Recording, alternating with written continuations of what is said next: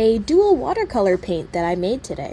So yesterday I was surfing through the web and I got super intrigued by granulated watercolors and dual tone watercolor. Basically how these paints work is by having more than one pigment in the mixture, but they both have different weight densities. And what does that mean is that certain pigments are suspended in your liquid, vehicle, whatever, at certain weights, and there are certain pigments that will just not mix together no matter what because they don't have the same density. So certain pigments will sink to the bottom and certain pigments will want to float to the top.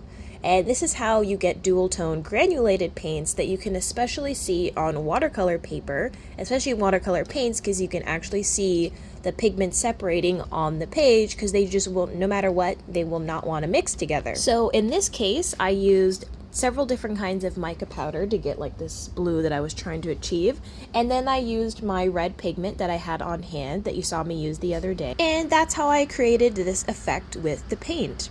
You might be thinking these paints are fun to use, but like what would you practically use them for in a painting? And I think they'd be really good at doing certain hyperrealism when it comes to bugs and insects. And even you don't have to use something like a mica powder. Even if you just made a regular granulated paint, it'd be really good for painting fruits and vegetables and that sort of thing to get that natural color variation that we have in real life without having to layer so many colors. You can have all kinds of fun with these paints and do all kinds of explorations. And I really wanted to show you